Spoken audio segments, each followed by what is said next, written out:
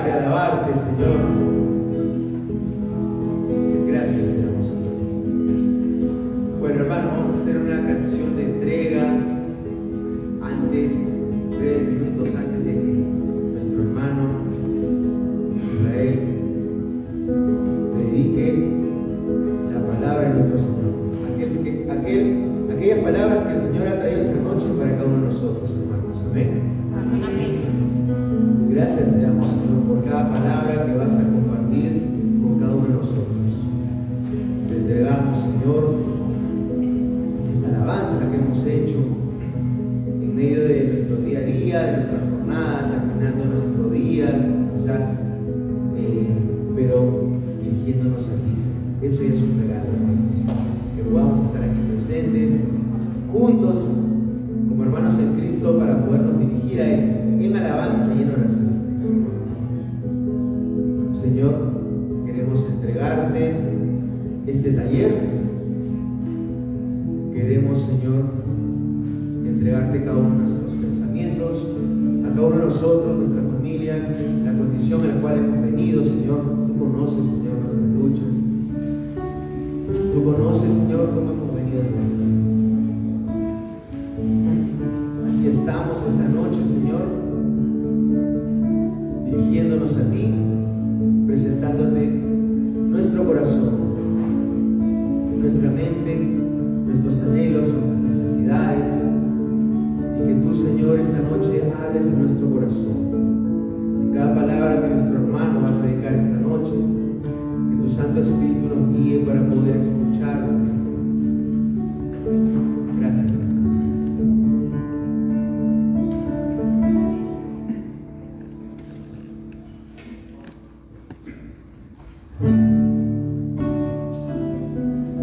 Gracias te damos, Señor, esta noche.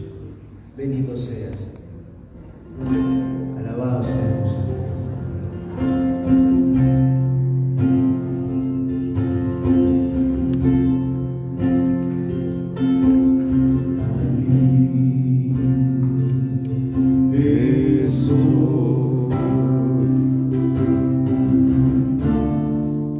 Te ofrezco todo lo Que soy a ti.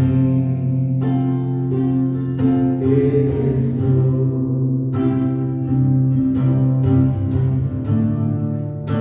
Un sacrificio quiero ser.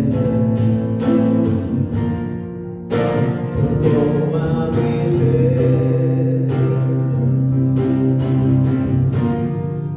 Mi vida te entrego a ti, porque tú eres mi Dios, eres digno de adoración, una ofrenda por ser para ti.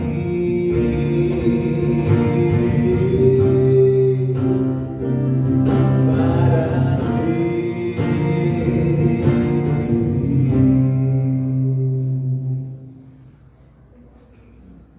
porque tú eres mi Dios, eres digno de adoración,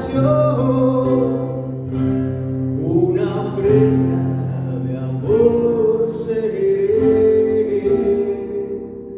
para ti.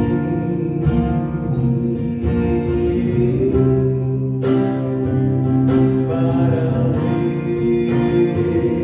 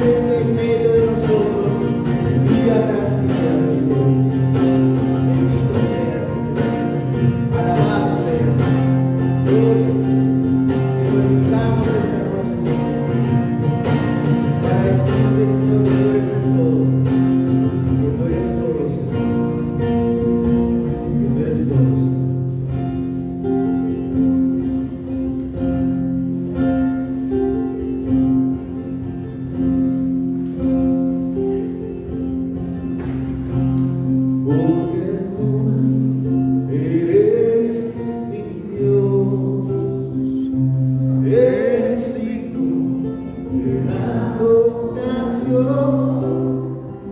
una ofrenda de amor seré para ti,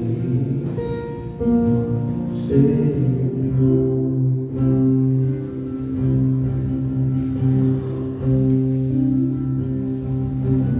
Y allí decimos, Madre del Cielo, Madre Santísima María,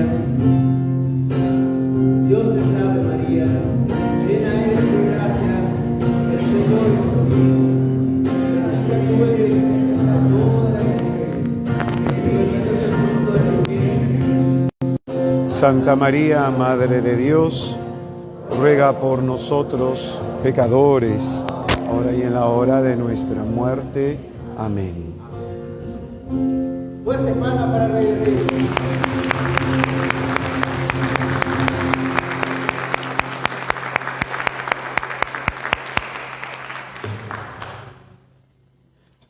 Muchísimas gracias, hermano. A ver, dame un permisito.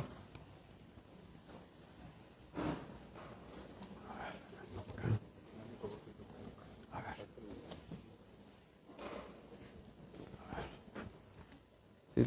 Sí. ¿Ahí quedó? Sí, ¿no? Ya.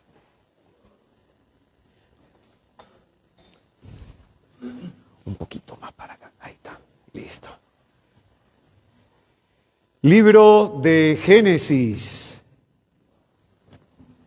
capítulo 3, versículo 1. Génesis, capítulo 3, versículo del 1 al 19.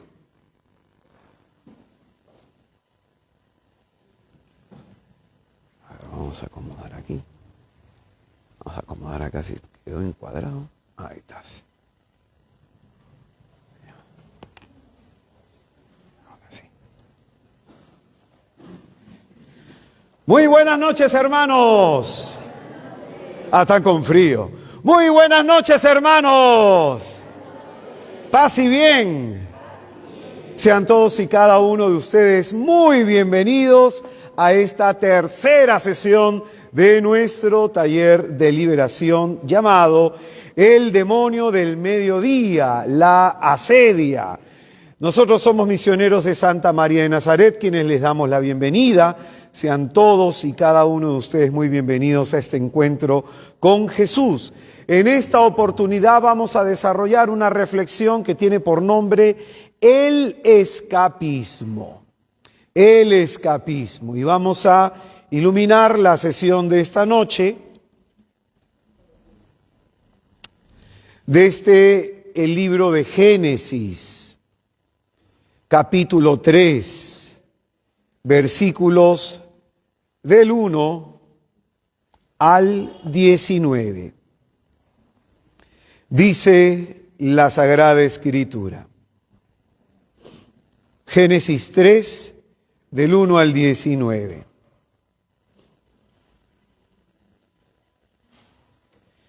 La serpiente era el más astuto de todos los animales del campo, que Yahvé Dios había hecho.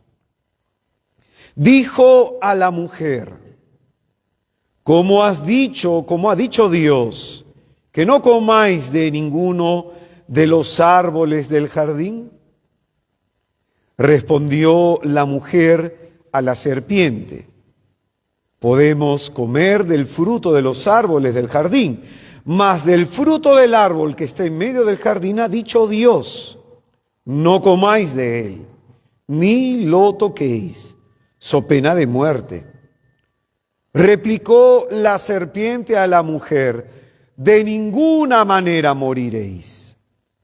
Es que Dios sabe muy bien que el día en que comáis de él, se os abrirán los ojos y seréis como dioses, conocedores del bien y del mal.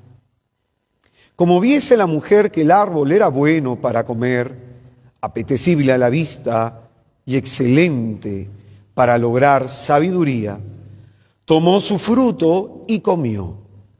Después dio también a su marido, que igualmente comió. Entonces se les abrieron a ambos los ojos y se dieron cuenta que estaban desnudos. Y cosiendo hojas de higuera, se hicieron unos ceñidores. Oyeron luego el ruido de los pasos de Yahvé Dios, que paseaba por el jardín a la hora de la brisa, y el hombre y su mujer se ocultaron de la vista de Yahvé.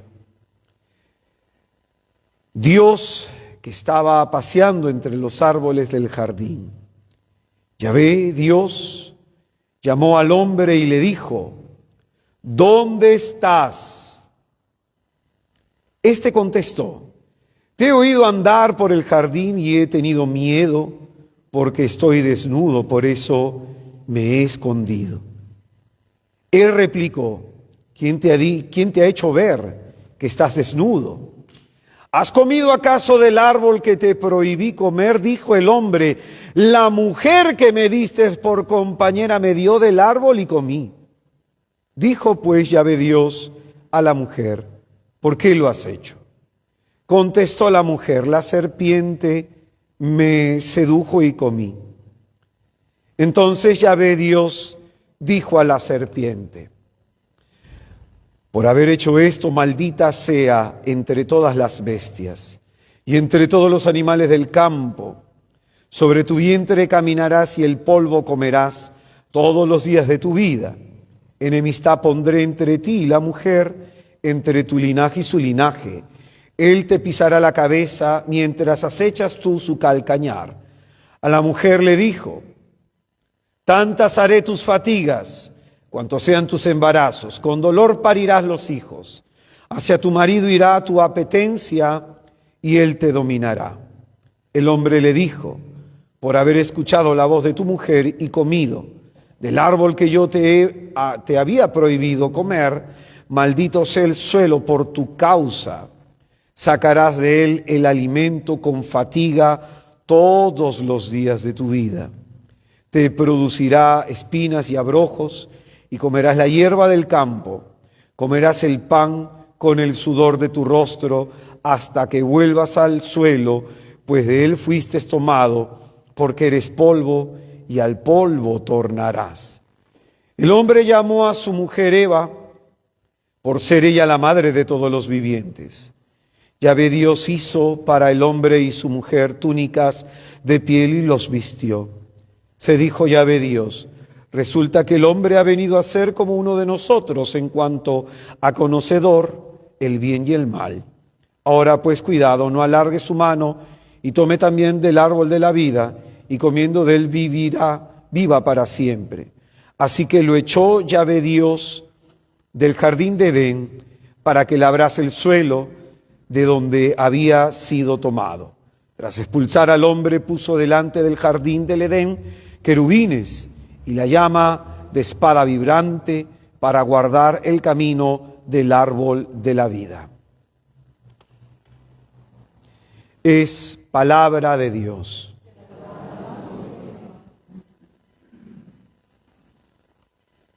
Señor Jesucristo, santificado.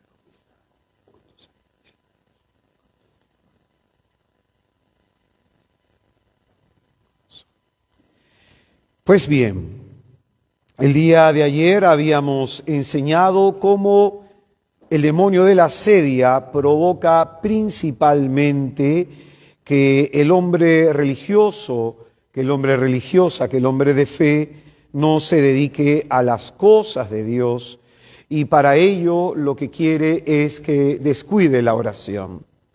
Quiere que caigamos en un activismo, que estemos muy activos en las cosas de la iglesia, pero descuidando principalmente la vida interior.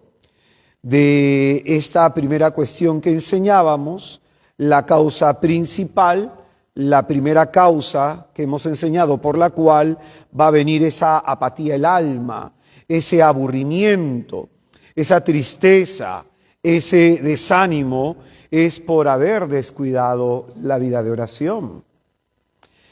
San Juan Pablo II, en el documento Novo Milenio Ineunte que habíamos citado en el numeral 34, nos decía que un cristiano que se conforma con una oración superficial, ¿qué es lo que es? Un cristiano mediocre.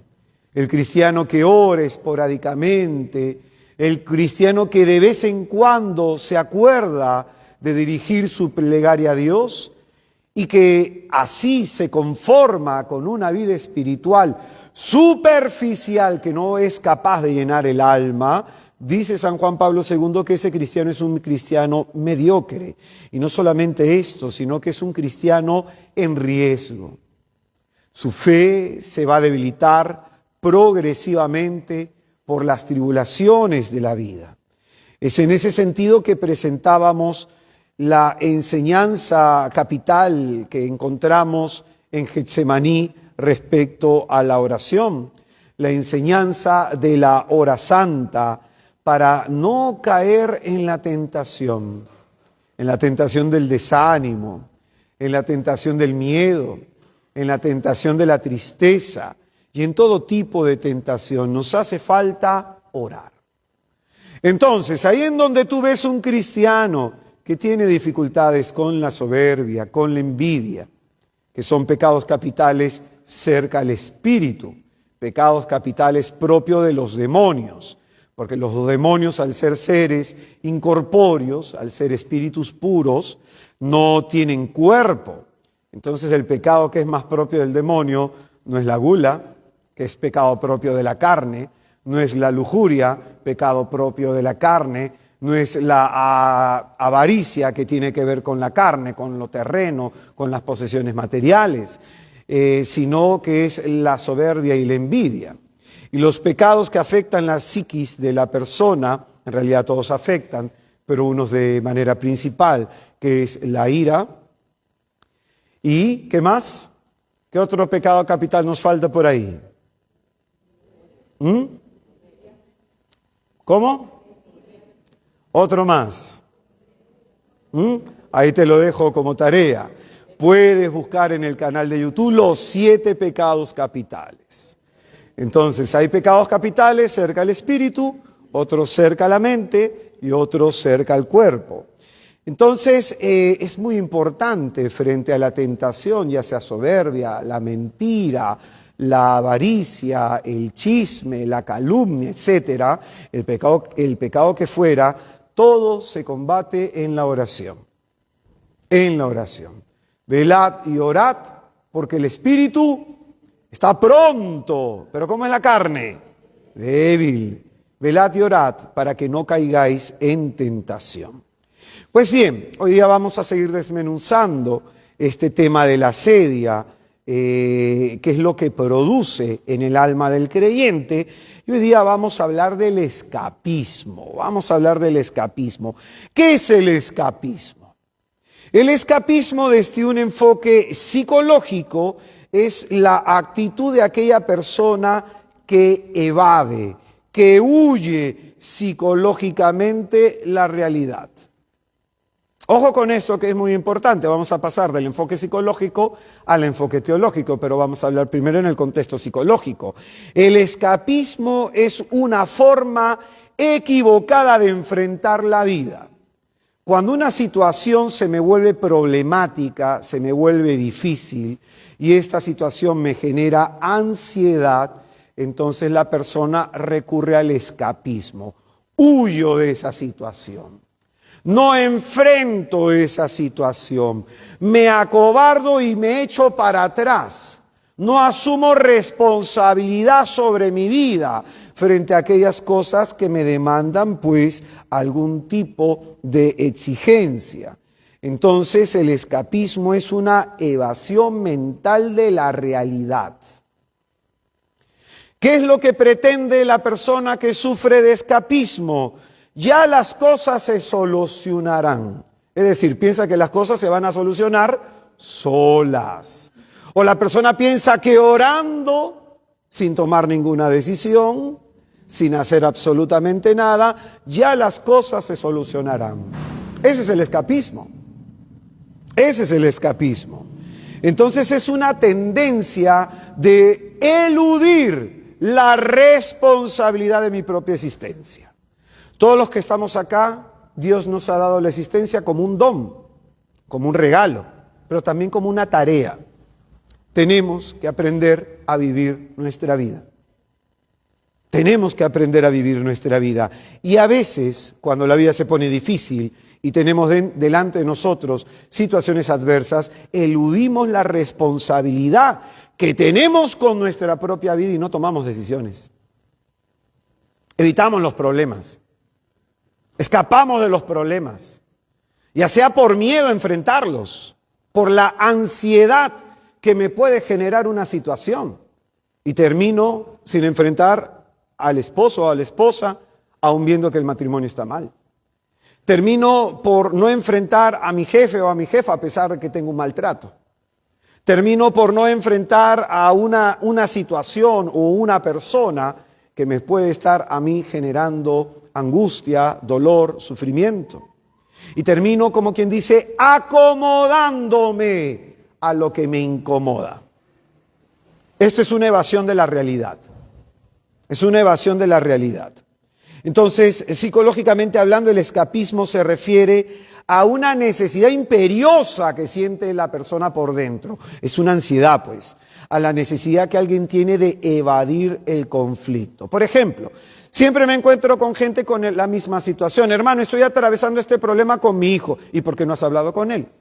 Hermano, estoy atravesando este problema con mi esposo. ¿Y por qué no has hablado con él? Hermano, estoy atravesando este problema con alguien de mi comunidad. ¿Y por qué no has hablado con esa persona? Hermano, estoy pasando por esto en mi trabajo. ¿Y por qué no has hablado con tu jefe? Es decir, hay gente que se puede quejar de una situación que le resulta incómoda y dolorosa y no hace nada, bajo la absurda idea que los problemas solitos se van a solucionar, o bajo la absurda idea, orando es como Dios va a resolver las cosas. Pero acá viene el punto. El Señor no va a hacer aquello que a ti te corresponde hacer. Él te ha dado la vida como don, pero es tu tarea saber vivirla. Es tu tarea enfrentar las adversidades. Dios no lo va a hacer por ti.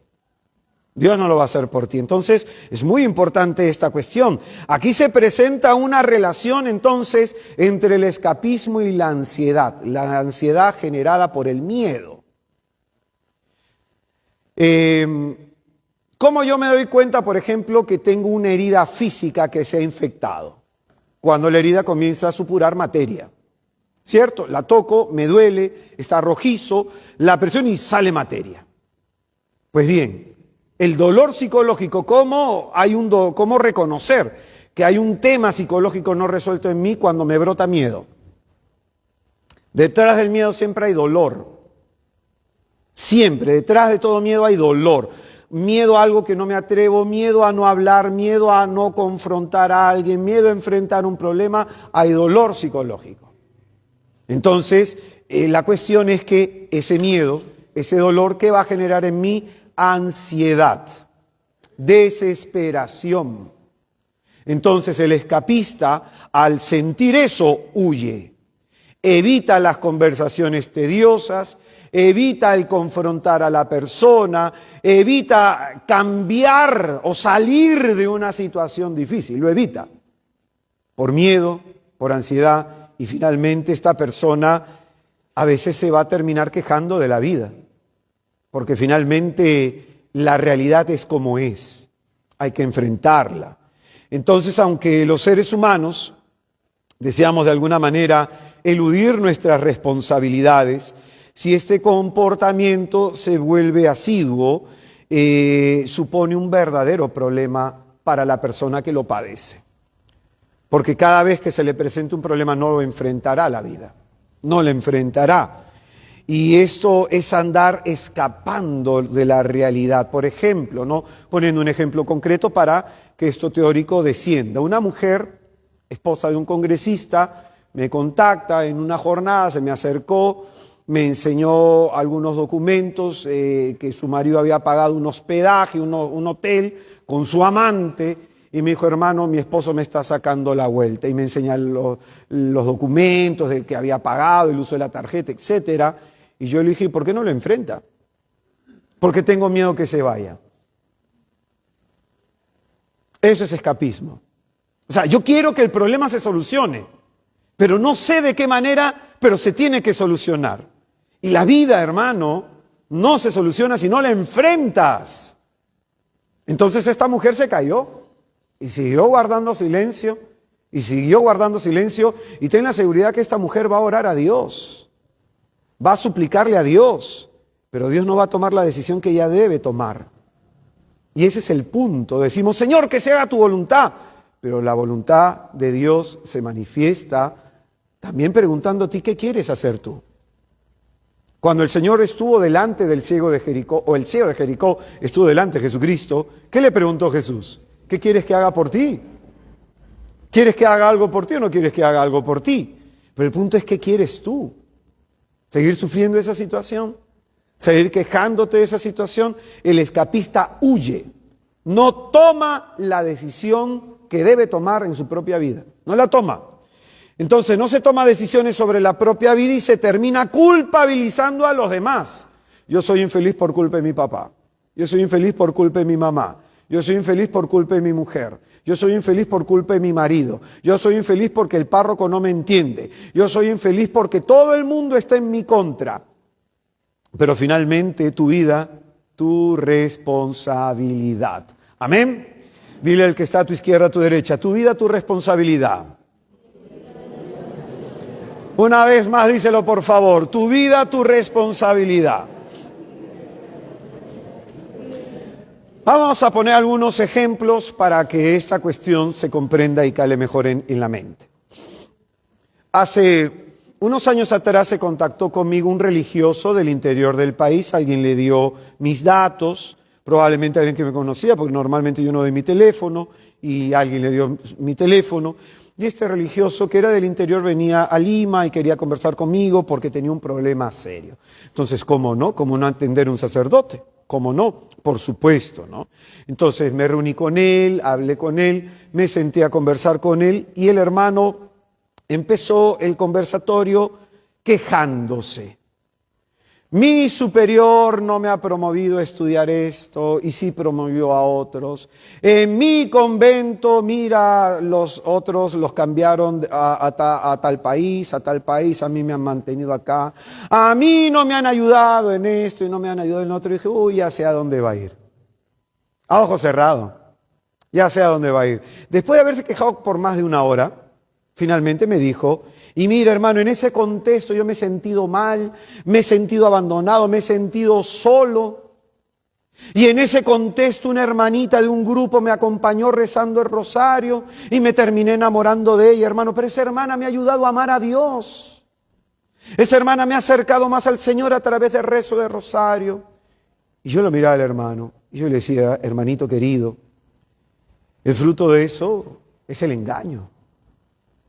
El fruto de eso es el engaño. Entonces, eso no viene de Dios, sino clarísimamente del demonio.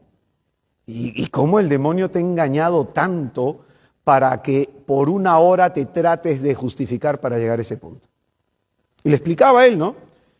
Conversaba con un juez canonista que ve los procesos en donde los sacerdotes piden la suspensión del ministerio para entrar en la vida laical.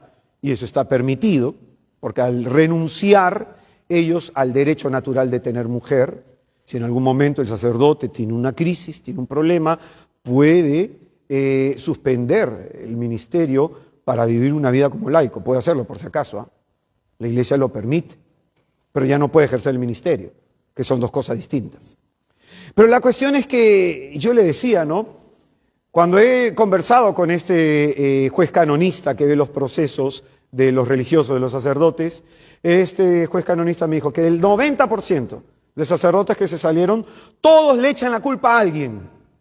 Me salí por mi obispo, me salí por mi superior, me salí porque no me escucharon, me salí porque no me entendieron, porque no me comprendieron, porque no me mandaron a estudiar, porque no me promovieron, porque me dejaron solo cuando más lo necesité. Pero nadie dice, ¿sabes qué? Descuidé mi relación con Dios. Y ahí vino toda mi crisis. Y le decía, ¿no? Que justo que ve estos procesos, religioso, que ve estos procesos, dice que de todos los casos que ha recibido en su vida, solo uno le dijo eso. Solo uno. Y esto es muy significativo, ¿ya? Ayer yo te decía que San Bernardo de Claraval, tremendo santo, se hace esta confesión. ¿Cómo ha podido secarse así mi corazón?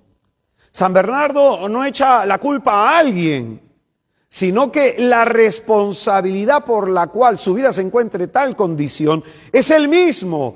¿Qué he dejado de hacer? ¿Qué estoy haciendo mal para que mi vida espiritual se encuentre de manera mediocre? El santo no busca responsables hacia afuera, no hace a nadie culpable de su situación, ni intenta justificarse de su esterilidad espiritual, ni de la desgracia en la que se encuentra su alma, sino que se pregunta, ¿cómo se ha secado así mi corazón? Vamos a poner otro ejemplo de escapismo. Esto lo pongo porque a veces estos videos también lo ven algunos amigos míos sacerdotes, ¿ya? Vamos a poner un ejemplo de los matrimonios. Un día una señora, ¿no? de misiones en un país, una mujer muy activa. Lleva a la gente a Meyugori, es presidenta del consejo parroquial, ayuda en un comedor, hace obra social aquí, sirve allá. Entonces la mujer se acerca conmigo porque estuve dando un retiro en esta zona y el Espíritu Santo puso en mi corazón conversar con ella, ¿no? Entonces la mujer se me acerca y me dice, hermanito, yo quiero hacerle una pregunta. Mire, mi marido no entiende lo que yo hago. Mira cómo empieza. ¿Quién es la culpa? Mi marido no entiende lo que yo hago. Hermano, siempre se molesta cada vez que tengo que salir a la misión. Y yo sé, hermano, que eso es mi cruz, que él no lo va a entender. Yo sé, hermano, que el enemigo incluso se va a valer de eso para impedir que yo haga la voluntad de Dios.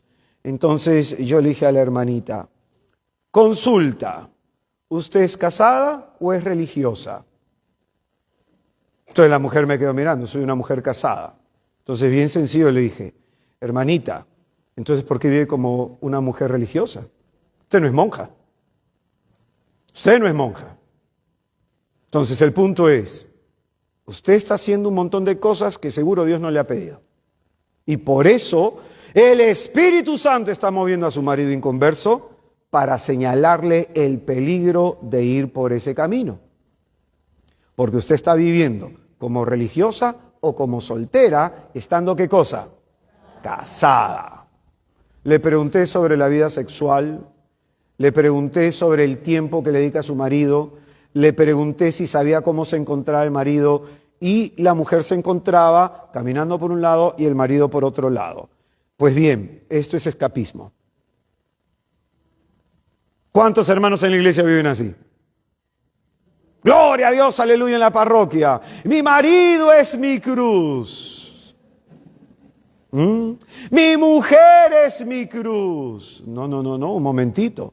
Probablemente lo que está faltando es tener un acercamiento humano a tu marido, tener un acercamiento humano a tu mujer. Quizás el hecho, por ejemplo, que estuve en Piura este fin de semana y le decía a la gente, una de las razones por las que no se convierten muchos maridos en la iglesia habiendo tantas mujeres en la iglesia. O sea, cuenta cuántos hombres sabemos. Y muchas mujeres van sin sus maridos. ¿Por qué? Oran y piden su conversión, pero probablemente nunca estas mujeres han reparado que están orando con un corazón dividido. Entre quiero que mi marido venga a la iglesia, pero lo odio. Entre quiero que mi marido venga a la iglesia, pero me cae pesado. Entre quiero que mi marido venga a la iglesia para que cambie y me deje de fregar y se convierta, pero yo no me convierto. Entonces, por eso es que muchas veces el marido no se va a convertir. Entonces, ¿a cuántas tendríamos que preguntarle acá, hermanito, ¿usted es soltera o es casada? ¿Está cumpliendo sus deberes como esposa? ¿Estás cumpliendo tu deber como esposo? Eso es lo importante. Eso es escapismo. Eso es escapismo. Acuérdate que lo que hemos enseñado lunes y martes, que el demonio en la serie hace que la persona no viva su vocación. Seguramente acá ninguna mujer quiere ser monja. Gloria a Dios, porque no es tu vocación. Si eres mujer casada, tu atención es con tu marido. Si eres un hombre casado, tu atención es a tu mujer. ¿A quién tienes que contentar? Está bien que tú quieras contentar a Jesucristo, cantes gloria a Dios y le dances aleluya y quieres estar 8 horas en el Santísimo. Gloria a Dios. Pero Jesucristo, cuando tú llegues a su presencia, no te va a preguntar cuánto oraste. Te va a preguntar qué tal mujer o qué tal marido fuiste para tu esposo o tu esposa. Ahí está tu santificación. Así como al religioso le va a preguntar cómo viviste tu vocación, como religioso, como sacerdote, a ti te van a preguntar eso. Ahí va a estar tu cuestión. ¿Qué le vas a decir, Señor? Pero es que yo estuve en el taller toda la semana. Si vas a estar en el taller toda la semana, oye, esto se tiene que evidenciar, le preparaste un postrecito, tuviste un detallito, has planeado algo como para compensar esa ausencia. A esta mujer yo le decía eso, ¿no? Muchas veces el demonio ataca de esa manera a las personas que son de la iglesia. Muchas veces. Pongamos otro ejemplo de escapismo. Un día una señora terminando una jornada de sanación se me acerca y me dice, la pobre mujer, hermanito, yo creo que a mí me han lanzado una maldición. Yo creo que el infierno se ha levantado en contra de mí. Yo la miraba, la mujer decía, gloria a Dios, pobrecita mujer. O sea, está en una negación total de la realidad. Y la mujer agarró y me dijo, hermano, mi marido me dejó y se fue con otra mujer. Mis hijos no me dirigen la palabra, no me dicen nada. Hermano, algo ha pasado. Y hermana, y es más fácil echarle la culpa al diablo que echarse la culpa a uno mismo. ¿Cómo has sido como esposa? ¿Se aburrió tu marido de ti? ¿Lo cansaste? ¿Lo hartaste? ¿Cómo fuiste como esposa? Y segundo, porque es bien raro, una cosa es que tú te divorcies del marido, pero no de los hijos. Pero tu carácter debe ser tan fregado que hasta ni los hijos quieren estar a tu lado. Entonces, ¿qué está haciendo esta mujer? Evadir la responsabilidad de su fracaso en la vida conyugal y de su fracaso como madre. Vamos a poner otro caso más. En una comunidad, una persona, ¿no? Me dijo, hermanito, mira, yo soy de una comunidad de jóvenes, he caído en fornicación con mi enamorado, entonces, hermano, yo me siento mal con Dios y por amor a Dios he pensado dejar el cargo, porque no quiero fallarle al Señor. Entonces yo la miré y le dije, a ver, voy a traducirte lo que tú me estás diciendo. Ya el juego psicológico, el razonamiento diabólico que tienes te lo voy a traducir, ¿ya? Porque esto dice San Ignacio, el diablo que te pone razonamientos diabólicos para que tú creas esas mentiras. Acuérdate, el ritual del exorcismo que dice, para alejar a los hombres del camino de la salvación, se vale de la mentira, la confusión y el engaño. Entonces le dije a esta persona, lo que tú me estás diciendo se traduce de la siguiente manera, voy a dejar a Dios por amor a mi pecado en vez de dejar mi pecado por amor a Dios. Así de sencillo, porque ¿qué es lo que complicaría su vida? Que yo le diga a mi enamorado, no nos tocamos, no nos besamos, quiero agradar a Dios, quiero luchar por mi castidad. Eso es más difícil. Eso implica que el otro probablemente la deje. Eso implica una decisión valiente, un testimonio de vida y luchar con las consecuencias de esa decisión. La castidad duele, es dolorosa en un principio. Entonces, ¿qué es más fácil dejar? A Dios. ¿Me dejo entender? Ese es escapismo. Son varios testimonios sobre escapismo. Nuestra vida es una tarea, por eso hay personas que cuando a mí me preguntan, hermano, estoy atravesando por este problema, ¿qué hago? Hermano, tengo este problema en mi matrimonio, ¿qué hago? Hermano, tengo esto con mi hijo, ¿qué hago? ¿Sabes qué le digo? No sé. Porque responsablemente yo no le puedo decir a alguien qué hacer con su vida. Sería una irresponsabilidad de mi parte decirle a la persona qué hacer. Primero, porque yo no tengo todos los elementos de discernimiento. No estoy en el pellejo de la persona. No conozco toda la situación que afecta la toma de una decisión. Segundo, lo que haría sería algo que se llama intervencionismo. Yo no puedo intervenir en la vida de una persona, puedo orientarla, puedo decirle, mira, hay esto, hay lo otro, hay aquí y hay allá, pero tú tienes que orar y decidir qué es lo que vas a hacer. Pero no le puedo decir a la persona, haz esto. Ya, hay gente que le gusta esto en la iglesia. Hay gente que le gusta que venga el profeta, que venga la profeta, que le imponga la mano. El Señor me ha dicho que hagas esto. ¡Ay, ya! Hay gente que vive así, ¿eh? Hay gente que vive así y eso no viene de Dios. Dime, ¿en qué momento Jesucristo hizo algo así? Es más, te pongo un ejemplo bíblico. Señor, dile a mi hermano que reparta la herencia conmigo. ¿Y quién me ha hecho juez entre ustedes? ¿Resolvió el Señor el problema? No. Tú dialoga, tú conversa, tú peleate con tu hermano, pero tú toma una decisión. Yo no la puedo tomar por ti. Jesús no va a tomar decisiones por ti. Es tu vida, tu tarea. Amén. Entonces, si no oras, no vas a tener fuerza en tu fe para tomar decisiones. Por eso, hermano, algunas personas lamentablemente no entienden cuando se me acercan y me hacen esta pregunta. Le digo, no te puedo decir qué hacer, porque haría mal. Una madre, ¿cómo destruye a su hijo cuando lo sobreprotege? Hijito, no hagas esto, hijito lo otro, hijito aquí, hijito allá. La persona tiene que cometer sus propios errores y aprender de sus fracasos. Aprender de sus fracasos. Entonces, el demonio que provoca la asedia azota la mente del creyente con falsos razonamientos, azota la mente del creyente inquietándola, llenándola de ansiedad e inclinándola a huir, no del pecado, sino de Dios. Porque el camino se pone difícil, porque las cosas se presentan difíciles. Entonces el diablo siempre te va a buscar, huye de ahí. Te exige mucho, huye de ahí. Tú sabes, en nuestro movimiento, para ingresar al movimiento, nosotros no somos un grupo de oración, ¿no? Que es más o menos un grupo de oraciones puerta abierta. El hermano va, se compromete o no y se puede retirar. Nosotros somos un movimiento que tiene una espiritualidad específica. O sea, para ser parte del movimiento tienes que pasar 3 años. Hay un proceso aspirantado, hay un proceso de postulantado y para ser miembro. Y hay algunos hermanos que son miembros que cuando no tienen las cosas claras hacemos que repitan el proceso. Entonces, ¿qué significa eso? Te va a costar, te va a ser difícil. Y eso es bueno. Pero si tú buscas la inmediatez, si tú buscas que todo sea fácil, te mueves por el espíritu del facilismo, entonces cada vez que se te presente una adversidad en la vida, ¿qué vas a hacer? Vas a huir.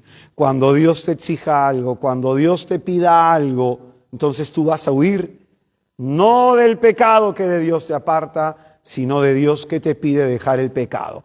Dios te dice, si tu mano derecha te es ocasión de pecado, córtalo. Si tu ojo derecho te es ocasión de pecado, sácatelo. Es decir, el Señor te dice, tú tienes que cortar con aquellas cosas que son desagradables a mí.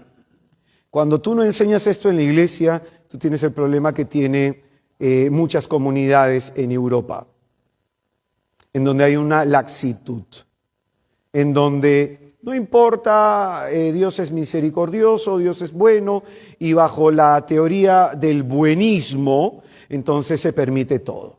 Tú, por ejemplo, la vez pasada conversaba, ¿no?, con una hermanita de allá en Alemania, una mujer colombiana, ¿no?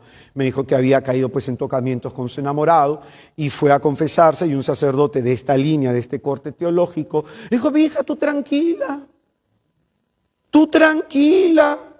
Entonces le dijo, mira, la carne es débil, tú tranquila, mira, mientras tú no quedes embarazada, tú está bien. Entonces, ¿qué hizo el sacerdote? Le bajó la valla. Entonces esa mujer ya no se va a esforzar por la salvación de su alma. Va a caer y va a confesarse como que, bueno, pues me baño hoy día y me pongo ropa nueva, ¿no? Y no importa, mañana me ensucio, me vuelvo a bañar. Pero no hay un dolor de corazón. Antiguamente, el sacramento de la penitencia se daba una sola vez en la vida. Una sola vez en la vida. Entonces la persona luchaba por no caer en pecado. Y pensaba en qué momento se iba a confesar para la salvación de su alma. Una vez en la vida. Pero ahora tenemos el chance, me confieso con el padre Carlitos acá. Ay, qué lindo el padre Carlos, ¿no? Lindo el padre. Flaquito, tierno, amoroso, ¿no? Sí, pero de pronto el mismo pecado te lo confiesas con él. ¿Qué haces? ¿Qué te pide el espíritu del mal? Ándate a otra parroquia. ¿O no? Con uno que no te conoce. ¿O no? Esos son pensamientos diabólicos. ¿Para qué? Para que tú no sientas vergüenza a confesar tu pecado. Para que no sientas dolor al confesar tu pecado. Por eso es muy importante que siempre te confieses con el mismo sacerdote. Y que te vea la cara. Y que te la vea. Entonces, el diablo incita a esto, a huir del pecado, a huir de Dios, pero no del pecado. Y ojo con esto, hay gente que huye de Dios. A esto, entonces, desde un nivel teológico, desde la teología, desde un enfoque teológico, este es el escapismo, ¿no? La huida de Dios por mi pecado. Por eso, a veces elegimos más nuestra flojera que a Dios. La elección de Dios implica dejar otras cosas. Por ejemplo, cuando tú eliges no orar, estás prefiriendo tu flojera que a Dios. Estás dejando a Dios por amor a tu flojera. Cuando tú decides no leer la Biblia, no tener intimidad con Dios, ¿no deberíamos nosotros dejar nuestra flojera por amor a Dios en vez de dejar a Dios por amor a nuestra flojera?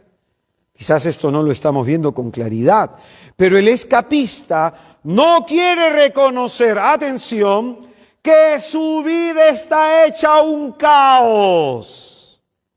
Esto es lo que no quiere reconocer. Su vida está mal, su vida está desordenada, su vida está complicada y no la quiere ordenar. Vive en la suciedad, en la inmundicia, en la mediocridad y no quiere salir de ahí por el acostumbramiento en el que se encuentra su alma. Entonces, normalmente, una persona que tiene este tema de la asedia, pues va a tener este problema, ¿no? Su vida desordenada. ¿Cómo está tu matrimonio? Desordenado. ¿Cómo está tu relación con tus hijos? Desordenada. ¿Cómo está tu vida laboral? Desordenada. ¿Cómo está tu vida religiosa? Mal. ¿Y por qué? Busca primero el reino de Dios, practica su justicia y todo se dará por añadidura. Lo que Cristo pide en Mateo 6:33, ordena primero tu relación con Dios. De tu relación con Dios se va a ordenar tu relación contigo mismo. De tu relación contigo mismo se ordena la relación con los demás. De la relación con los demás se ordena la relación con la creación. ¿Qué era lo que hizo el Espíritu en el comienzo de la creación? Se movía por el caos del comienzo dando orden a todo ese caos. Ese es Dios. Entonces la persona que huye de Dios, su vida no encuentra orden. Y aparece un problema, otro problema, otro problema, otro problema. Y tú le preguntas a esa persona, ¿por dónde crees que debes empezar a ordenar tu vida? Y la persona no sabe. Porque son varios puntos que trabajar, pero no sabe por dónde empezar. Por eso, ¿por dónde empezar? Ordenar la relación con Dios. ¿Por dónde empezar? Está mal tu matrimonio, estás mal con tus hijos, estás mal a nivel económico, a nivel laboral, como persona, tu salud, tu economía. Hermano, ¿qué es lo que tienes que ordenar? Tu relación con Dios. Y de ahí Dios te va a ir dando claridad para ordenar todo lo demás, pero tienes que tomar decisiones. Pero todo empieza por ahí. Entonces el escapista, este es su problema, tiene su vida desordenada. Cuando yo hago acompañamiento espiritual, lo primero que hago es sentar a la persona. Primer nivel relacional, ¿cómo estás con Dios? Me dice, me habla y ahí pregunto, pues, ¿cuál es tu vocación? Yo soy casado, soy soltero. ¿Cómo estás viviendo tu vocación como soltero? ¿Cómo estás viviendo tu vocación de enamorado? ¿Cómo estás viviendo tu vocación como casado? ¿Cómo estás viviendo tu vocación como religioso? De ahí tú te vas a dar cuenta que hay mucho desorden. Hay mucho desorden en la persona, ¿no? Decisiones que no ha tomado, cosas que no ha hecho. Entonces esa vida desordenada no cambia porque la relación con Dios no es fuerte. Entonces no se da cuenta esa persona, la que sufre escapismo, qué tan mal está viviendo. Ojo con eso, ¿ah? No se da cuenta qué tan mal está viviendo. De la mediocridad de su existencia, no se da cuenta. Se queja, murmura, pero no se convierte. Se queja de todos. La iglesia, la sociedad, el clima, el Estado, el país, el mundo, la iglesia, todo. Se queja de todo. Pero ¿cómo está su vida desordenada? ¿Cómo está su vida? Hecho un caos. No se da cuenta de la mediocridad en la que se encuentra su existencia. Se queja, murmura, pero no se convierte. Entonces, el escapista dice, escucha bien, ¿ah? Esto dice el escapista, mira cómo vive ese. Mira cómo se comporta el otro. Mira cómo actúa tal. ¿Y sabes por qué hace eso? Para no mirarse a sí mismo. Siempre anda fijándose en qué hace el otro, en que el otro vive mal, en que el otro hace mal esto, en que el otro tiene tal problema, en que el otro esto, aquello. Porque al final se escandaliza por los pecados de los demás, pero no por su propio pecado. Entonces, el escapista, en el fondo, siempre anda hablando del pecado del otro, hablando de los demás. En su boca anda mirando lo que hace el otro, pero es incapaz de mirarse a sí mismo. Por eso, Jesucristo que dice, Mateo 7, del 1 al 5, no juzguéis para que no seáis juzgados, porque con el juicio con que juzguéis seréis juzgados, y con la medida con que midáis se os medirá. ¿Cómo es que miras la brizna que hay en el ojo de tu hermano y no reparas la viga en el tuyo? ¿O cómo vas a decir a tu hermano, deja que te saque la brizna del ojo, teniendo la viga del tuyo? Hipócrita, saca primero la viga de tu ojo y entonces podrás ver para sacar la brizna del ojo de tu hermano. Un día, en una parroquia, no esta no ha sido ya. O un día en una parroquia, pues una joven me contó que por remordimiento le contó una hermanita, a dos hermanitas de su grupo de oración que eran mayores, le contó que había tenido relaciones sexuales con su enamorado, que estaba comenzando a tener vida sexual con su enamorado y se sentía mal con Dios. Entonces ella confiesa su pecado a una de las hermanas de su comunidad para buscar acogida y las hermanas la juzgaron. ¡Ay, qué barbaridad! ¡Escándalo eres para mí! Entonces la chiquilla pues me contó, hermano, miren lo que me dijeron, las hermanas me trataron mal y lejos de animarme a que persevere, yo me he sentido mal, hermano. Entonces, como conocí a las hermanitas del grupo, me acerqué un día pues a las 4 hermanas, ¿no? Las encontré, siempre se juntaban al final de la iglesia, no esta parroquia, pero siempre se juntaban al final de la iglesia y conversaban. Entonces le dije, hola hermanitas, ¿cómo están? Quería conversarles a ustedes de un caso de una hermana de su comunidad que me contó esta situación y yo quisiera entenderlas. Entonces yo quiero hacerles una pregunta. Ustedes que son casadas, ¿ustedes se casaron vírgenes? Entonces las hermanas calladitas se quedaron. Les dio la garrotera. Porque Jesucristo nuestro Señor dijo, el que esté libre de pecado. ¿Y quiénes fueron los primeros en irse? ¿Quiénes? No se lo digas. Los más viejos. Entonces, ¿qué enseña ese pasaje? Que los viejos, por ser tan pecadores como somos, tenemos que entender la miseria de los más jóvenes. ¿O no? ¡Ay, mira cómo se viste esa chica! Cuando tu carne tuvo vitalidad, ¿cómo te vestiste? Cuando en algún momento hubieron curvas en tu cuerpo, ¿cómo te vestiste? ¿No?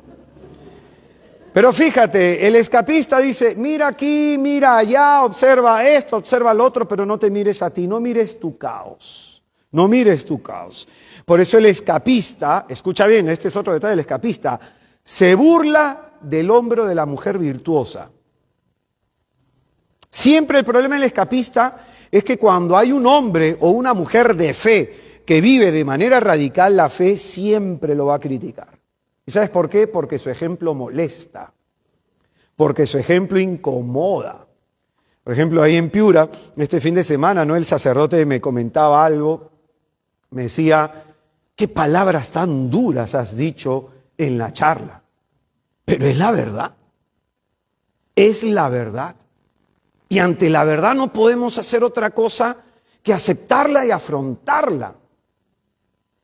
Pero hay personas, me decía él, que cuando la verdad puede resultar así de incómoda, van a criticar y van a juzgar. Es por eso que a Juan de Bautista, ¿qué le hicieron? Le volaron la cabeza, pues. Porque decía la verdad. Es incómodo, es fastidioso. Y por eso normalmente el escapista siempre critica y se burla del hombre virtuoso. Un día invité a comer a un hermanito, ¿no? Estábamos varios de la comunidad y nos fuimos un chifa. Entonces, como este hermanito venía, entonces vino con su enamorada. Yo le dije, yo te invito, ¿no? Porque parece que no tenía recursos. Entonces yo le dije, yo te invito. Y en el chifa agarró y me comenzó a hacer así en la oreja. Orejón. ¿Que eres orejón? Yo seguía comiendo. ¿Que eres orejón? Y en ese momento yo agarro y como él se había dejado el pelo hasta acá, le hago así el cabello y tenía oreja de elfo. Tenía la oreja en punta, ¿no? Y le dije lo siguiente, cuando nosotros tenemos un defecto, siempre queremos dañar a otros señalando sus defectos. ¿Tú crees que el hermanito volvió a vacilarme? Yo pude haber reaccionado de muchas maneras, pero ¿qué le tengo que enseñar? A ser cristiano. A ser cristiano. Tiene que salir esta corrección con enseñanza, ¿no?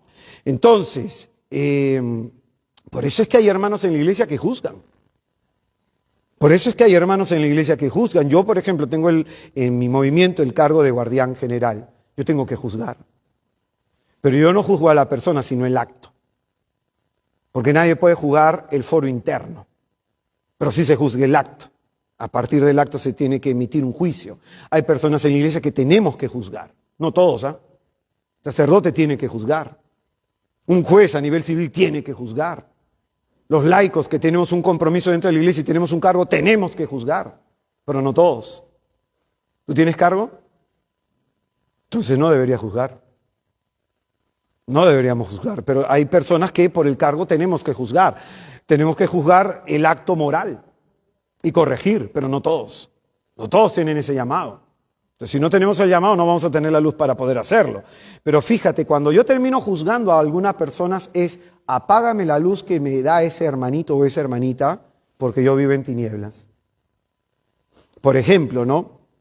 Un día estábamos en un partido de fútbol con sacerdotes en el San Agustín, ¿no?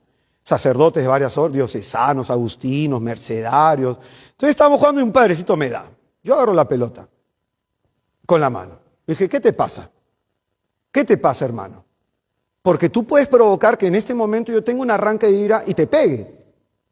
Entonces, lo que tú estás haciendo es correcto, le digo, o está delante de Dios correcto. Pues tú no puedes jugar como una persona en el mundo. Eres sacerdote, ¿ah? Eres sacerdote. Yo no te puedo dar la absolución. Pero lo que tú has hecho es un acto que demuestra tu piconería. Entonces el padrecito se quedó callado, ¿ah? Anda a ver cómo jugó todo el resto del partido. Agarré la pelota como 4 veces. Entonces yo a cada rato agarraba la pelota y decía, hermanos, ¿estamos jugando aquí entre paganos? ¿O aquí hay gente que da la comunión? ¿Acá hay gente que confiesa? ¿Acá hay gente que predicamos? ¿Acá hay gente que oramos por sanación y liberación? Aquí hay gente que servimos, entonces no podemos comportarnos como gente del mundo. ¿Tú crees que me invitaron otra vez a jugar la pichanguita? No, pues. No, pues. ¿Por qué? Porque es más cómodo sacarte eso de la oreja. No estás bien. Es más cómodo en una conversación de amigos hablar de doble sentido. Por ejemplo, un día un amigo, cuando yo vendía casas, agarró y comenzó a hablar de una chica, ¿no? Que le había sacado la vuelta a su mujer con una mujer joven y que había hecho esto, y le había hecho esto y esto. Entonces yo lo quedaba mirando, ¿no? Y el tipo, pues, ¿no? Se pavoneaba, ¿no? Entonces yo le decía oye, tú tienes hija, ¿no? Así como tú has hablado, así también otro hombre hablará de tu hija y te va a gustar. Entonces el tipo se amargó, se ofuscó, pero para eso es que uno es luz en medio de tinieblas. Y por eso es que uno tiene que tener una actitud profética, aunque le caigas mal a la gente, hermano. Entonces, escucha bien esto. ¿Qué va a hacer el escapista? Meterse en la vida de todos. Se mete en la vida de todos. Toca lo que el otro debe hacer, da recomendación, cambia esto, cambia lo otro. Está muy activo diciéndole a los demás lo que tienen que hacer, pero no escucha a Dios lo que Dios quiere que él o ella haga. Por eso, a veces cuando yo estoy en una reunión de comunidad o algo, los hermanos opinan. Mientras a mí no me piden mi opinión, yo no digo nada. ¿Por qué? El silencio es mejor, hermano. El silencio es mucho mejor. Un día en la universidad, pues había uno que apenas el profesor Carlos Rosell hacía una pregunta, ¡pah! Levanta la mano. Oh, ahí está el antipático. Y otra vez el profesor hacía, no, tú ya contestaste, ahora otro. Pero siempre quería levantar la mano. Entonces, ¿qué significa? Te metes en todo, pero finalmente no tienes espacio para meditar. Entonces, haciendo todo esto, uno vive huyendo, evadiendo esta situación. Soy un creyente enfermo. Evado esa situación. Soy un creyente enfermo. Mi vida está mal. Mi vida espiritual está mal. Y no me doy tiempo para ordenarla. ¿Por qué? Porque vivo más hacia afuera que hacia adentro. El hombre es un ser misterioso. Escucha bien. Si el hombre no se eleva por la gracia a grandes alturas, no se diviniza por la gracia de Dios, no se santifica, no se cristifica, entonces el hombre se va a hundir a profundidades infernales. Ojo con eso, ¿eh? O te elevas o te hundes. Es así de sencillo. Quien no está trabajando en su conversión, avanzando hacia el cielo, no está decreciendo y empequeñeciéndose ante la mirada de Dios. O te santificas o, hermano, finalmente, pues empobrece tanto tu alma que te vas a volver esclavo de tu pecado. San Beda el Venerable, monje benedictino, dirá que el problema de la persona escapista está, entonces me cambio de comunidad, entonces me cambio de movimiento, entonces me cambio de parroquia. ¡Ay, en la misericordia me vengo a Nazaret! Me cambio de parroquia. Pero el problema no está en el cambio de parroquia. El problema está en ¿qué? En el cambio de vida, en cambiar el corazón, ¿no? Hay que enfrentarse con uno mismo. Hay que enfrentarse con uno mismo y corregirse a uno mismo. Es en ese sentido que hay tres tipos de huidas. Tres formas en las que se manifiesta el escapismo. Primera forma de huida, las reformas exteriores. El escapista, la primera forma para no asumir la responsabilidad de su propia conversión es que dirige la mirada en querer cambiar a todos. ¿Qué es lo que quiere hacer? Oye, yo a mi esposa no le digo tienes que ir a misa, yo a mi esposa no le digo tienes que orar, tienes que irte a confesar. No ando pensando en eso, yo no soy el director espiritual de mi mujer.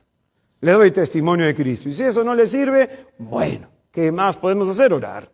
Pero fíjate, hay gente que está ahí encima de todos. Yo como guardián general no ando repasando la vida de los hermanos, a ver cómo está viviendo este, a ver cómo está viviendo aquella, a ver este, a ver lo otro. Cuando a mí el Espíritu Santo me hace acordarme de alguien en la oración, oro por esa persona. Si el Señor me pide corregirla, comienzo a orar seguidamente por esa persona, porque ya me ha pedido hacer algo.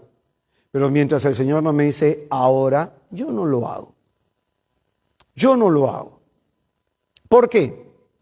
Porque, hermano, es una distracción estar mirando tanto hacia afuera. Yo tengo que trabajar en mi propia conversión, ¿o no? Yo tengo que trabajar en mi conversión como padre, en mi conversión como esposo, en mi conversión como cristiano. Tengo que trabajar en mi propia conversión. Entonces, si estoy siempre enfocado en lo que hace el otro, enfocado en mirar a los demás, es porque estoy buscando la reforma de los demás, pero no la propia reforma. Entonces traslado el problema hacia afuera y esto en psicología se llama proyección. Proyecto mi descontento hacia afuera. Pido que se examinen los demás, pero yo no me examino. Incluso va a decir San Bernardo de Claraval que estas personas son como un girovago. Es decir, son personas que van por todo lado, pero sin un lugar específico. Andan vagando por ahí. Entonces San Bernardo dice, si tú ves un religioso o a un hombre que anda mirando, señalando, mira cómo vive este, mira cómo vive el otro, mira lo que hace aquí, echa culpas a los demás, hace muecas con la cara, menea la cabeza, ese hombre vive más hacia afuera que hacia adentro.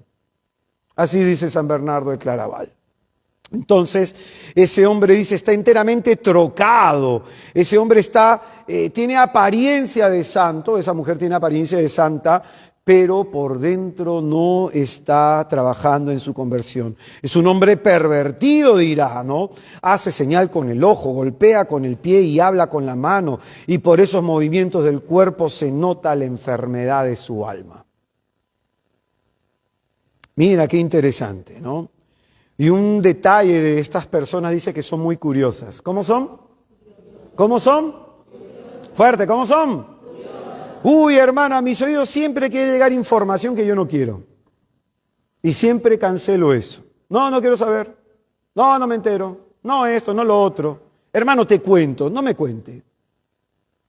Entonces, la curiosidad es una forma en que se manifiesta la soberbia, según San Bernardo de Claraval. Tú buscas en internet 12 grados de humildad, 12 grados de soberbia, según San Bernardo de Claraval, y uno de los grados de la soberbia, de la falta de humildad, es la curiosidad. Entonces, aquí San Bernardo de Claraval va a decir que esta persona, ¿cómo le ha entrado el demonio al corazón? Por los ojos y por los oídos. Dice que son las dos puertas que van al alma, al psiquismo de la persona. Lo que ves, cómo ves y lo que oyes y lo que estás escuchando de los demás. Entonces, muy importante eso. Entonces, primera forma de huir de Dios es fijarme siempre en los demás y no en uno mismo. Segunda forma, aferrarse a lo exterior, es decir, aferrarme a los gestos externos. Aquí tiene que ver con el fariseísmo, ¿no? Por ejemplo, hay una persona que dice, yo soy de misa diaria. Hay gente que dice así, yo soy creyente de misa diaria, gloria a Dios. ¿Pero qué significa ser creyente de misa diaria? Ser creyente que cada vez que uno va en la misa, repara constantemente en los pecados que hay en su corazón. Ser creyente que de pronto está constantemente pidiéndole al Señor por el grado de luminosidad de su intelecto, de su conciencia, le está pidiendo constantemente perdón a Dios porque es una criatura indigna de recibir al Rey de Reyes. Hay gente que se jacta de misa diaria pero no tiene conversión. Y hay gente que irá una vez a la semana y trabaja mejor en su conversión. ¿Me dejo entender? Hay gente, pero yo soy del ministerio de música. No, yo soy del ministerio de predicación, siempre los dos ministerios son los ministerios de la soberbia, ¿no? Pero yo soy de sanación, yo soy de liberación. Pero el Señor dijo que en su nombre expulsaremos demonios, curaremos enfermos, haremos milagros, profetizaremos y en el día del juicio que nos dirá, apártense de mí porque no los conozco. Pero Señor, yo estuve de acólito en la parroquia tal. ¿Y tú quién eres? Apártate de mí porque no te conozco.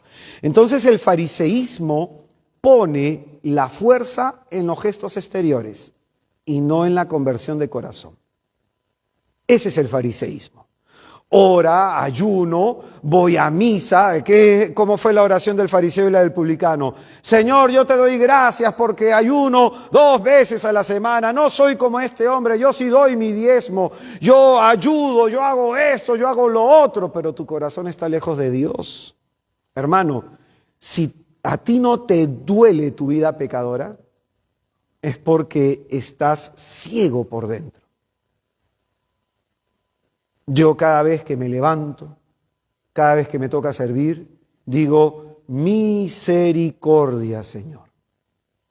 Porque tengo conciencia, no plena, pero sí, del hombre miserable que soy. De la persona frágil que soy. Que si agrado a Dios es porque Él es misericordioso. pero nada bueno sale de mí. ¿De ti sí? De mí nada bueno. Por eso digo, no soy digno que entres en mi casa. Pero Señor, dilo de palabra y yo sanaré. Entonces, el punto es este. ¿De qué sirve decir misa diaria si no estás trabajando diariamente tu conversión? Ese es el fariseísmo. Gestos exteriores sin conversión interior. Por eso hay que cuidarnos a los que somos de misa diaria. A los que somos de orar en el Santísimo, hay que cuidarnos. Hay que cuidarnos. Por eso es muy importante, hay una oracioncita que yo te invitaría a que leas. Ojo, si tienes valor ya. Si quieres llegar al cielo ya. Si eres valiente. Si no, hermano, ni la busques, ¿ah?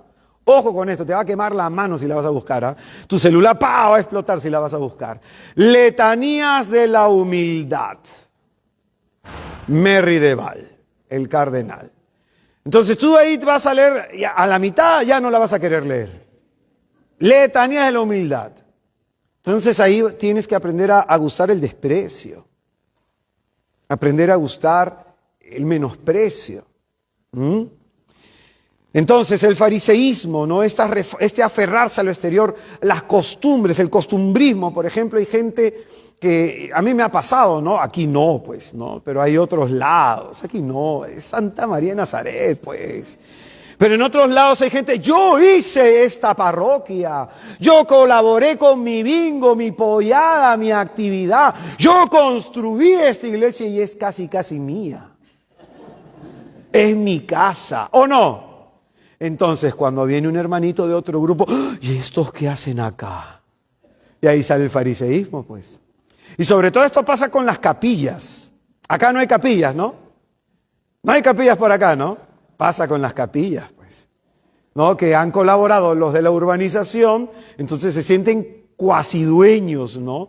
Entonces el párroco es que como que casi le mandan, incluso cuando algunos tienen en el equipo de liturgia algún cargo, no digo que los de acá lo tengan, ¿ah? Pero puede suceder que en algunos otros lados, los de liturgia, entonces el párroco quiere cambiar. A mí me va a cambiar que estoy hace 25 años en el equipo de liturgia. ¿Cómo me va a cambiar a mí? Entonces, ¿cómo se llama eso? Fariseísmo. No hay conversión en el corazón, ¿no? Te aferras a lo exterior, a los cargos, a los privilegios, a la pantalla, a la peliculina, gestos exteriores. Hay una huida que te impide concentrarte en ti, ¿no? Concentrarte en ti y exigirte verdaderamente, ¿no? San Gregorio de Niza, por ejemplo, dirá que estas personas, por más que cambien de lugar, no van a cambiar porque no se trata que cambien de lugar, sino que cambien su corazón. ¿Amén? La tercera y la última forma en la que se manifiesta esta huida o este escapismo. La tercera y última forma es el rechazo de la propia vocación. Un poco de los testimonios que te he dado, ¿no? El desasosiego interior, el aburrimiento, el tedio que le hace pensar en la propia vocación.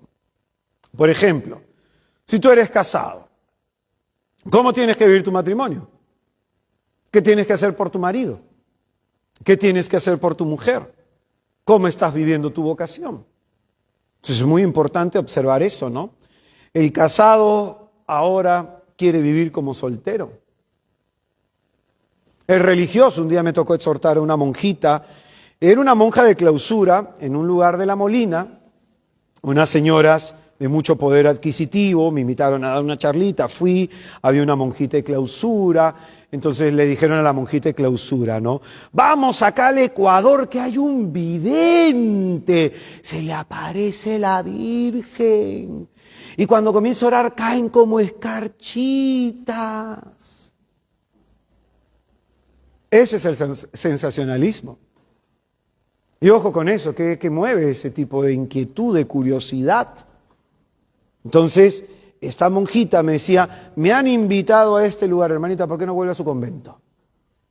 Usted no es laica para que se esté formando con laicos. Usted es religiosa. Necesita disciplina para lo propio de su vocación. Entonces, fíjate, ¿no? A veces las personas que tienen este tipo de escapismo buscan lo sensacional. Y no digo que esté mal. que quieras ir de pronto a un lugar donde hay una aparición, no está mal, pero hay personas que viven y se mueven porque esto me llamó mucho la atención, es sensacional, y esto también me llamó la atención, es sensacional, y hay que tener cuidado con eso, que eso no es el Espíritu Santo de Dios. O al menos, así no se manifiesta el Señor. Entonces, la vocación, ¿qué estás haciendo para formarte como hombre o mujer casada? ¿Qué estás haciendo para vivir mejor tu vida conyugal? ¿Qué estás haciendo para cumplir tus compromisos como padre, como madre? ¿Qué estás haciendo? Porque rezar no te mueve a eso, el venir tanto a la iglesia no te mueve a eso, porque si el Espíritu Santo de Dios no te está moviendo a ser mejor marido para tu mujer, a ser mejor mujer para tu marido, no te está moviendo a ser un mejor padre para tus hijos, no te está moviendo a ser un mejor hijo para con tus padres, hermano, estás perseverando por gusto. Estás perseverando por gusto. Un día, a mí me llamó la atención en una comunidad ya retirista, que yo agarré y prediqué fuerte sobre los matrimonios que están en situación irregular. ¿No? Eso me puso el Espíritu Santo. Y el responsable se ofendió, hermano, pero es que hay que tratarlos con caridad, que esto y que lo otro, hay que impulsarlos poco a poco. Hermanito, tiene gente 10 años, 15 años, 20 años viviendo así, en tu movimiento, predican y no se convierten. ¿Qué pasa acá? Hay un acostumbramiento al pecado. En nuestro movimiento un día estuvimos predicando y nunca prediqué sobre ese tema, pero un día se me acercó, 2 años, asistiendo a la charla del movimiento, 2 años. Se acercó un hermano y me dijo, hermano, con mi esposa hemos decidido vivir en castidad, hasta que se solucione el problema que se tiene y que el tribunal eclesiástico dé su veredicto. Pero hemos decidido abstenernos de la vida sexual. ¿A quién le movió eso? Al Espíritu de Dios. Pero eso es cuando uno busca a Dios. Pero yo puedo escuchar, oye, yo soy casado, divorciado, vuelto a casar, oye, yo estoy viviendo en situación indecorosa, oye, yo me encuentro así, escucho, ay, sí, me duele, me incomoda, pero llego a mi casa y sigo igual. Entonces, si el Espíritu no te está moviendo a una verdadera conversión, es porque hay esta cuestión. Quieres que cambien todos, estás viviendo un fariseísmo dentro de la iglesia, pensar que estar en la iglesia ya te está salvando, pero sin embargo no hay un cambio interior. Entonces, hermano querido, ¿se está manifestando esto en ti? ¿El escapismo? ¿Se está manifestando esto en nosotros? Finalmente termino con esto que nos mostraba en el comienzo del libro de Génesis, en donde se nos presenta el relato de la caída. Y en este relato de la caída es impresionante la pregunta que encontramos en el versículo 9. Yahvé Dios llamó al hombre y le dijo, ¿dónde estás? ¿Qué es lo que dijo Dios? ¿A quién le hace esta pregunta? A ti. A ti te la hace. ¿Dónde estás? Este pasaje nos presenta a Dios buscando al hombre que se ha perdido por el pecado. Este pasaje nos presenta a Dios buscando al hombre que se ha alejado de él por causa del pecado. El término hebreo para pecado es jatá, y jatá significa errar, estar en el error, estar equivocado, no alcanzar la meta, no llegar al objetivo. Entonces, este pasaje nos presenta la fatalidad que ha resultado para el hombre apartarse de Dios. Se ha roto la relación con Dios, consigo mismo, con la mujer que representa a los demás y finalmente con la creación. ¿Hay algo más fatal que esto? ¿Hay algo más fatal que eso? Que tengas anulada tu relación con Dios. ¿Hay algo más fatal que eso? Hermano, yo cuando llego a mi casa, lo que hago hoy día a la hora de llegar es arrodillarme y adorar al Señor en el crucifijo. A la hora que me levanto hago lo mismo. Y después me acerco a la cama de mis hijos y los beso. Y le digo, Señor, gracias. Gracias. Pero imagínate si no hubiera Dios en mi vida. Yo no sería agradecido con Dios por todo don, por toda gracia que me ha dado. Entonces hay algo más fatal en la vida que tener la relación con Dios rota? ¿Hay algo más importante en tu vida que solucionar, que reparar tu relación con Dios, recuperar tu relación con Dios? Más importante que recuperar tu matrimonio, más importante que recuperar a tus hijos, es recupera tu relación con Dios. El pecado daña, el pecado hiere, el pecado aleja al hombre de Dios, y de ahí que nuestra vida no tenga sentido, y de ahí que nuestra vida esté hundida en la tristeza y nuestras relaciones resulten conflictivas. De ahí la raíz de todos nuestros males. Por eso Dios nos pregunta en esta noche, ¿dónde estás? ¿Dónde estás? Y esta pregunta es muy importante porque Dios nos está preguntando en ese ¿dónde estás? ¿Qué estás haciendo con tu vida?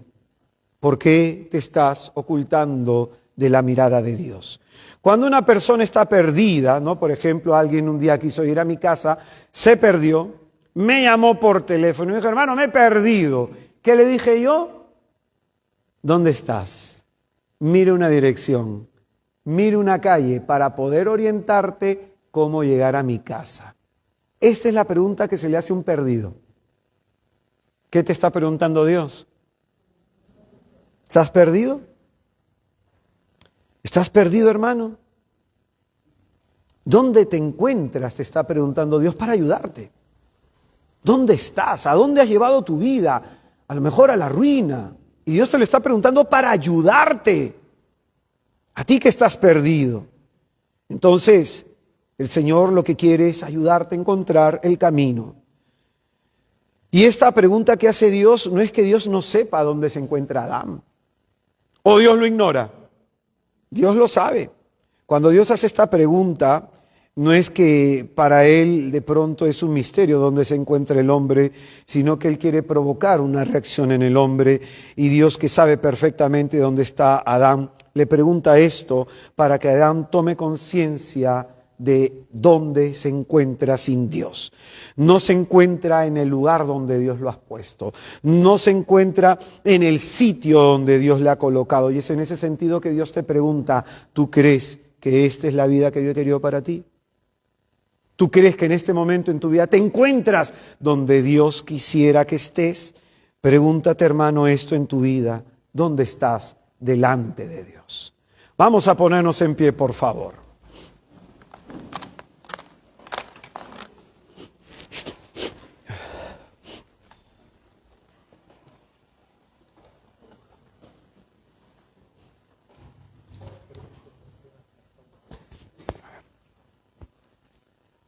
Sí.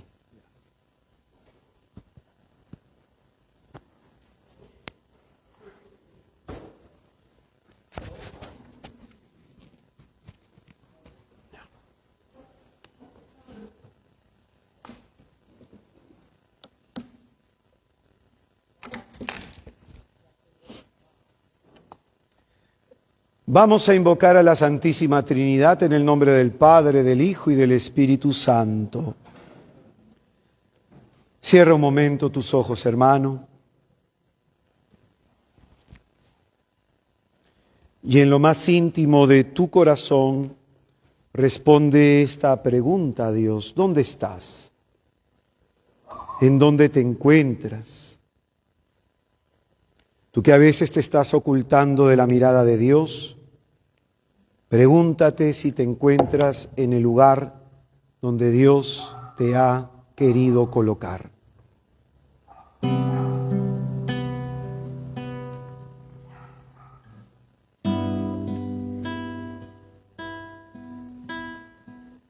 Puedo perderlo todo, puedo perderlo todo, pero nunca, Jesús, pierda yo tu amor. Puedo perderlo todo, puedo perderlo todo, pero nunca, Jesús, pierda yo tu amor. Puedo perderlo todo, puedo perderlo todo, pero nunca, Jesús, pierda yo tu amor. Dile conmigo a Jesús: puedo perderlo todo. Puedo perderlo todo, puedo perderlo todo, pero nunca, Jesús, pierda yo tu amor. Voy a dejarlo todo, voy a dejarlo todo, para así alcanzar aquel que me conquistó. Voy a dejarlo todo, voy a dejarlo todo, voy a dejarlo todo, para así conquistar aquel que me conquistó. ¿Qué tienes que dejar, hermano?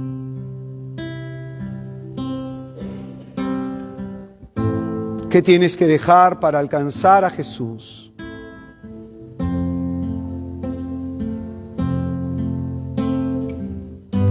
Porque podemos perderlo todo en la vida, pero que no perdamos a Dios, hermano. Si a veces nuestra vida está mal, es porque no le damos en nuestra vida el lugar que al Señor Jesús le corresponde.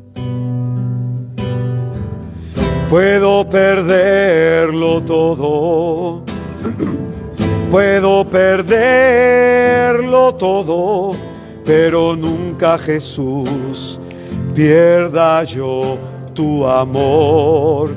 Díselo a Jesús. Puedo perderlo todo, puedo perderlo todo, pero nunca, Jesús, pierda yo tu amor, porque soy nada sin ti. Yo soy nada sin ti. Yo soy nada si me faltará tu amor. Yo soy nada sin ti. Yo soy nada sin ti. Díselo al Señor. Yo soy nada sin ti. Yo soy nada si me faltará tu amor. Yo soy nada. Yo soy nada. Yo soy nada sin ti.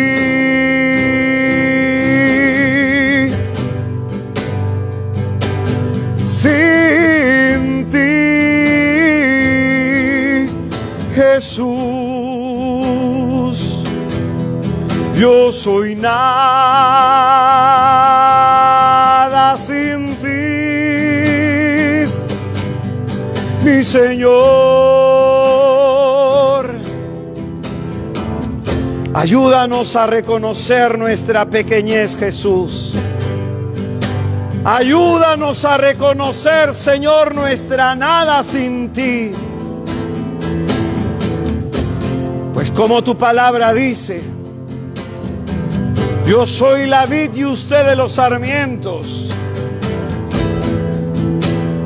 El que permanece en mí dará mucho fruto, pero separados de mí no pueden hacer nada.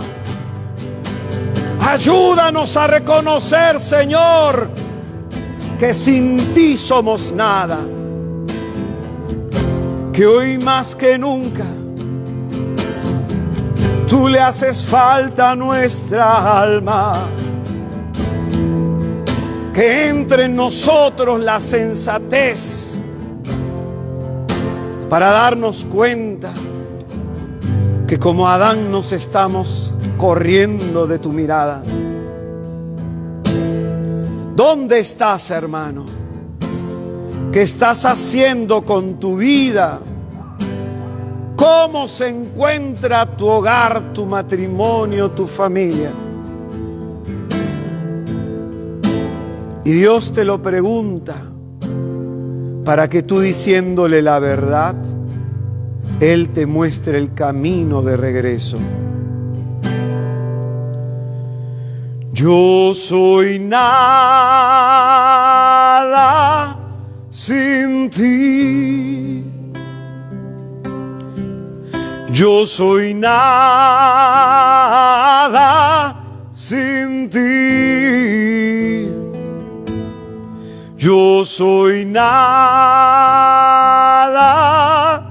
si me faltará tu amor. Yo soy nada sin ti. Yo soy nada sin ti. Yo soy nada sin ti.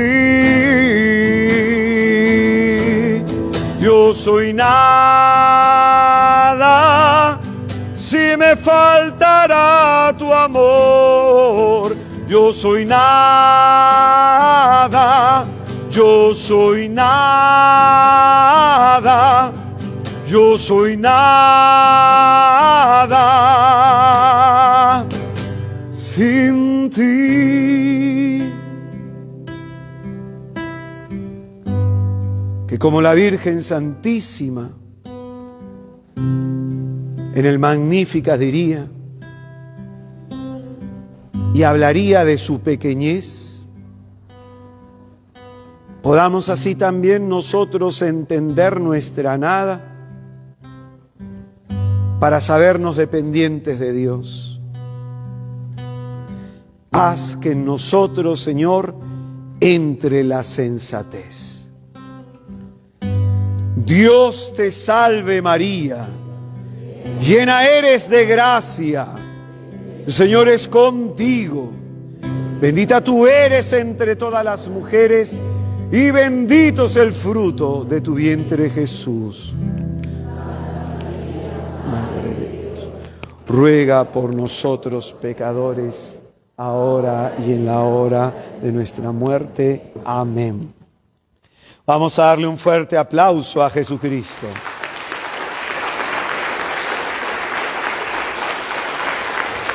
Fuerte tus palmas para el Señor, hermano.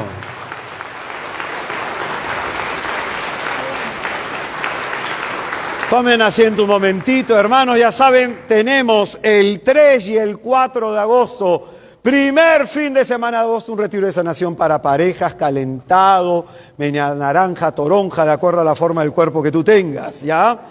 3 y 4 de agosto, retiro de sanación para parejas, matrimonios, pueden ir enamorados, pueden ir novios, todo suma al propósito de Dios. ¿Cómo se llama el retiro? Construyendo una relación fuerte, en donde vamos a hablar de 5 temas que son medulares y son problemáticos en toda relación de pareja.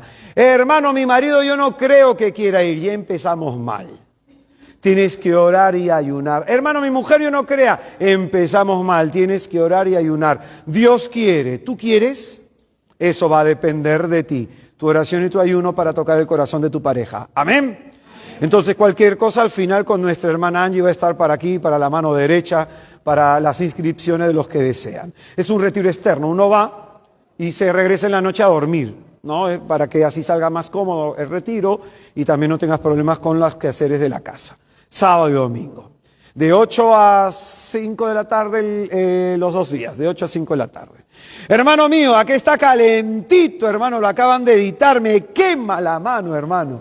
La charla de esta semana, el tema número 1, el tema número 2, lo puedes tener al final. Ya sabes que por la compra de este material nos ayudas a que podamos seguir evangelizando.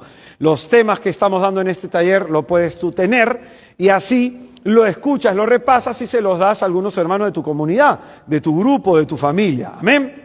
Hermano, 2 charlas que te recomiendo que son muy buenas, hermano. No tienes estas charlas, no tienes nada, hermano, ¿ah? El amor, apremiados por el amor de Dios. Esta es una charla en donde hablamos cómo nos hace falta sentirnos amados por Jesús. Una cosa es saber que el Señor nos ama y otra es experimentar su amor. Aquí te explico y hablamos de esa experiencia interior del amor de Dios. Apremiados por el amor de Dios y un tema que nos ayuda a comprender cómo nuestros problemas son, en la providencia divina, una lección de fe. Hay una lección de fe que Dios te quiere dar a través de cada uno de tus problemas y este temita, entre otros, lo encuentras en la partecita de nuestro kiosquito. Amén. Hermanos, los hermanos están vendiendo tamal, anticucho, no sé qué están vendiendo allá, pero por la compra de eso nos ayudas a que podamos seguir evangelizando. Amén. Los que deseen dejar una ofrenda para colaborar con este pobre ministerio, muchísimas gracias. Jesucristo les bendiga. Mañana tenemos un día importante porque la charla la vamos a hacer con Santísimo. Lleguen temprano, ¿ya? Porque después de la charla vamos a tener 1 hora de oración. Entonces va a ser muy importante. Amén. Que Jesús les bendiga, hermanos. Muy buenas noches. Hasta mañana. Nos vemos. Chao, chao. Dígame. Perdón.